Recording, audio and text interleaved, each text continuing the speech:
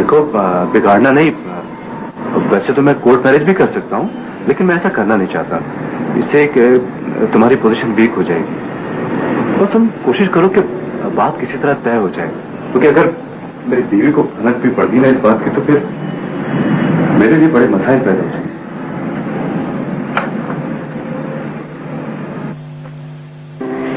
बाकायदगी से नहीं, बस यूं ही कभी कभार किसी मोहल्ले वाली को या बच्चे को देख लिया, लेकिन यकीन करो उनका इलाज करके दिल को जो सुकून मिलता था, यहाँ तो लगता है मैं डॉक्टरों की भीड़ में कहीं खो गई हूँ। वहां जो कुछ था, जो कुछ कर सकती थी, यहाँ नहीं। खैर छोड़ो, ये बताओ तुम कौन से प्रोग्राम करती हो? मुख्तलिफ प्रोग्राम्स हैं।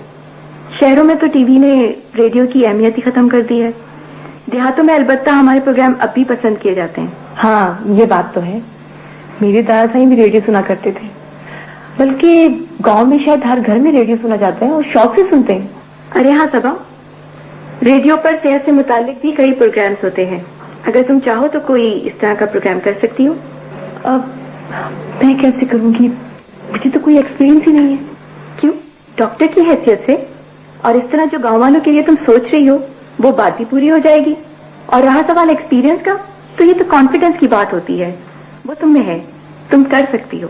हाँ सच, इस तरह तो मैं बहुत सी बातें गांव वालों को पहुंचा सकती हूँ जो उनके लिए बहुत जरूरी है, जिन्हें वो लोग नहीं जानते।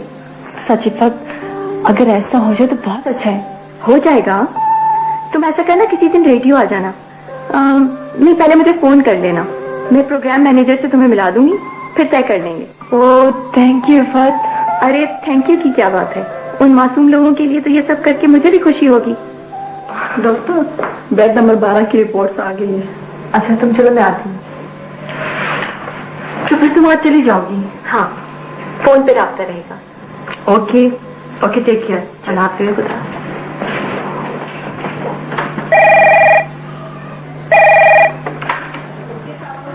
हेलो, आप मिसेस सिफत बात कर रही हैं? जी, आप कौन? मैडम, जहांगीर साहब दूसरी शादी कर रहे हैं। क्या? होश में हैं आप? और आप हैं कौन? जी मैं कोई भी हूँ, मैं तो होश में आ चुकी हूँ। तुम जो भी हो, होश में नहीं आई हो, वरना इतना बड़ा झूठ नहीं बोलती।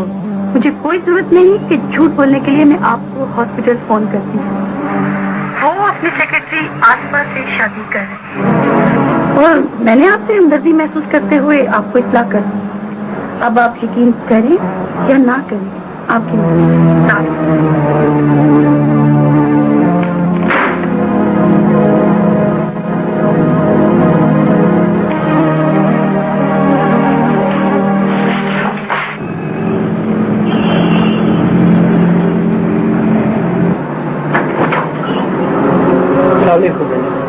जहांगीर साहब है। मैडम वो बाहर गए हैं साहब। और ये आस्था कौन है? हाँ मैडम, हमारे ऑफिस में काम करती हैं वो। बुलाओ।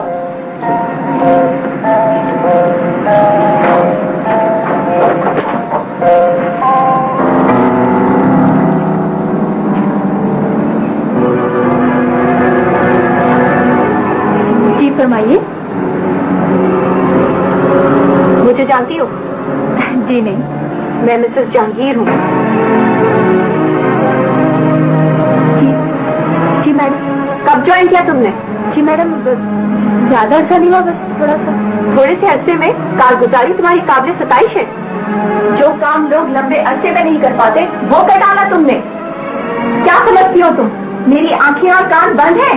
मुझे कुछ इल्म नहीं कि जहांगीर कब हटाओ, क्या गुल खिला रहा है, क्या कहा है उसने तुमसे कि उसकी बीवी मर गई है या पागल हो गई है? बोलो। नहीं मैडम, ऐसा तो कुछ नहीं। तो ये कहा होगा कि मैं मां नहीं बन सकी, इसलिए वो तुमसे शादी करना चाहता है, या कोई मोहब्बत का ढोंग रचा रखा है। मेरी बात गौर से सुनो लड़की, तुम्हारे लिए यही बेहतर होगा कि कोई दूसरी नौकरी तलाश करो, समझी तुम? और किसी और औरत के घर पर बात करने के बजाय अपने घर बस आके बैठो। Now get lost.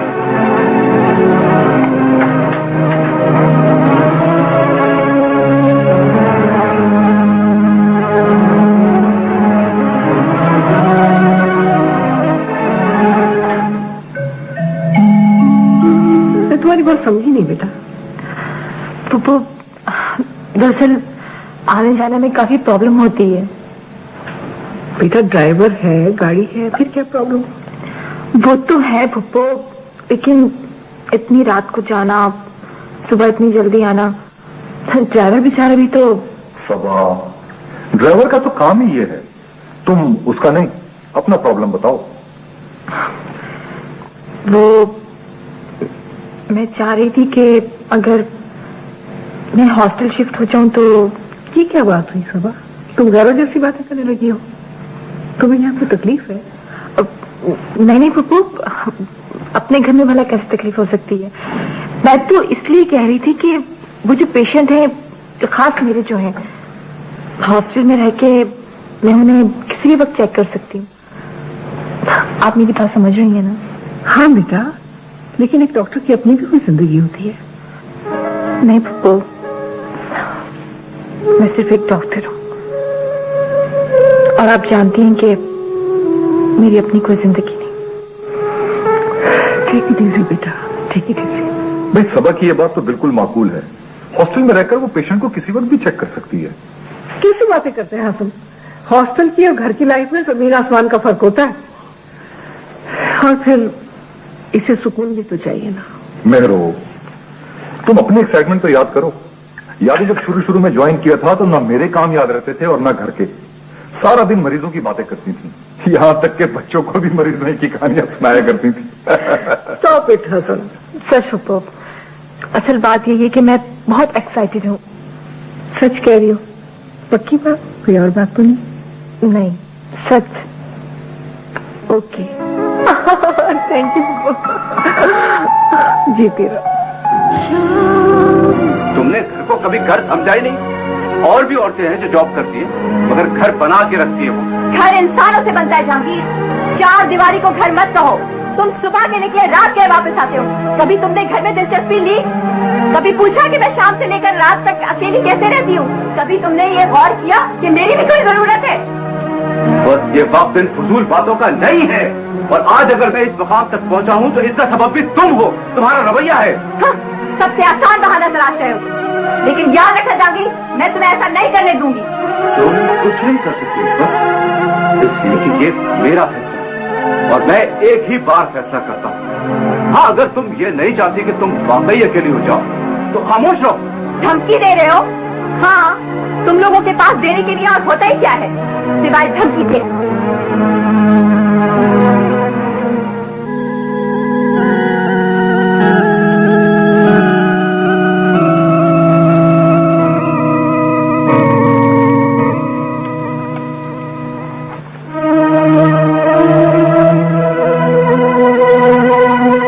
बेटे, ये क्या हालत बना रखी है अपनी?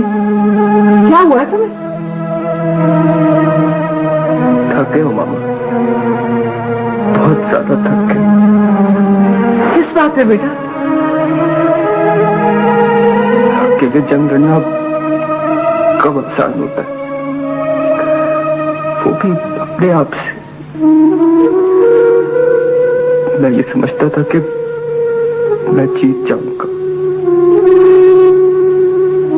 मगर मैं हार गया, बहुत जख्मी हो गया। बेटा बेटा, बात क्या है मुझे बताओ। मैं तुम्हारी माँ हूँ, कुछ भी करूंगी, तुम्हें कुछ नहीं होने दूंगी। वाकई तो हाँ बेटा, मैं तुम्हें इस हालत में नहीं देख सकती। क्या बात है? आप लोग जॉर्डन में रहते थे ना? हाँ, ये बात तो तुम्हें पता है, फिर क्यों पूछे? वहां एक बच्चा अडॉप्ट किया था। बोलिए मामा, जवाब दीजिए, बताइए, आपने बच्चा गोद लिया था? प्लीज मामा बताइए। तुमसे किसने कहा? छुपाइए मत मामा, मेरे सवाल का जवाब दीजिए। तो आपकी सिर्फ एक बेटी थी ना? वो बच्चा कहाँ है? मेरी तरफ देखिए मामा, क्या वो बच्चा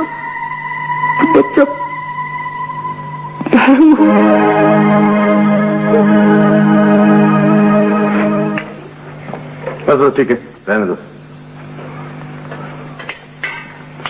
हाँ बेटी शहबाज, तुम क्या कह रहे थे? दादा साहब मैं ये कह रहा था कि सबा हॉस्टल चली गई। क्यों, सबा मेरू पर भारी हो गई थी क्या? नहीं दादा साहब, ऐसी कोई बात नहीं है। उसे ड्यूटी देने में मुश्किल हो रही थी। मेरू फूफो का घर और अस्पताल बहुत दूर है, आने जाने में 2-3 घंटे उसके जाया हो जाते थे, और इस सफर की वजह से वो थक जाती होगी। अच्छा तुम ऐसा करो, सुमेरा को लेकर शहर जाओ, सबा को ढारस भी हो जाएगी। और हाँ, उसके अफसर को कहना कि उसे छुट्टी दे। जी दादा साहब, अस्पताल का इंचार्ज छुट्टी देता होगा। हाँ हाँ, जो कोई भी है, बात एक ही है। शहबाज बेटा, शाह बीबी को भी साथ ले जाना, माँ है, उदास होगी। दादा साहब, सुमेरा और अम्मा एक साथ तो नहीं जा सकती। या तो अम्मा को ले जाऊंगा या सुमेरा को। क्यों, झगड़ा है दोनों में? नहीं दादा साहब, ऐसी कोई बात नहीं है। किसी एक का होना यहाँ जरूरी है, और अब घर को और आपको इस हालत में छोड़ा तो नहीं जा सकता।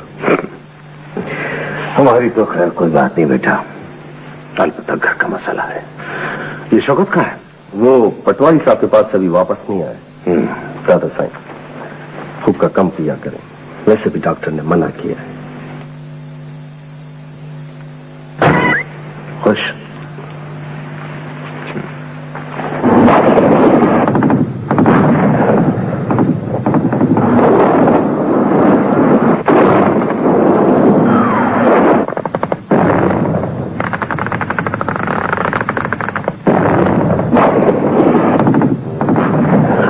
जंग के बादल छाए थे। हमारी ड्यूटी बॉर्डर के करीब एक गांव की हॉस्पिटल में लगी थी। दर्जनों लोग मारे गए थे, बेतहाशा जख्मी आ रहे थे। ऐसे में वो बिल्कुल अकेला था। जख्मियों की इस भीड़ में एक तरफ पड़ा बिलक बिलक के रो रहा था, उसका कोई न था।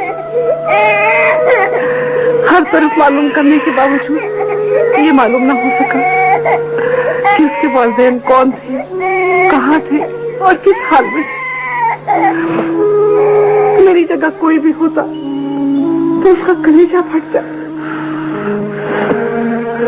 मैं उसके पास गई, उसके जख्मों पे मलहम लगा, मेरे हाथों का लम्स पाकर चुप हो गया। मैंने उसे अपनी गोद में ले लिया। उसकी निगाहें मेरे चेहरे पे यूं जम गई जैसे मेरा ही मुंतज़िर था। उसने अपना चेहरा मेरे सीने में छुपा लिया। मेरा जीना चाहा कि मैं उसे अपने से अलग करूं। मैं उसे अपने साथ ले आई। मैं क्या करती, वो बिल्कुल अकेला था। वो अब भी अकेला हो गया मामा। नहीं हमारा, तुम अकेले नहीं हो, मैं हूं ना, हम सब हैं। नहीं मामा, मैं कौन हूं, मैं किसका बेटा हूं, तेरी शनाख्त क्या है? तुम मेरे बेटे हो, मेरे और हसन के। आप लोगों की मोहब्बत है मामा, लेकिन आप हकीकत को तो बदल नहीं सकती ना। इस दुनिया में कहीं तो मेरे अपने होंगे।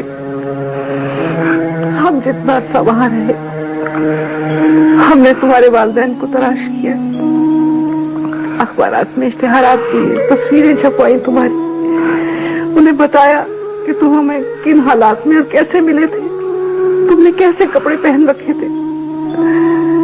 लेकिन कोई शख्स हमारे पास ना आया। फिर हमने फैसला किया कि अब हम तुम्हें किसी को नहीं देंगे, तुम सिर्फ हमारे बेटे हो। हमने अपनी मोहब्बत में कोई कमी नहीं आने दी बेटा। किसी को नहीं बताया कि तुम हमारे बेटे नहीं, यहाँ तक कि हुस्ना को भी इल्म नहीं है। उस वक्त सिर्फ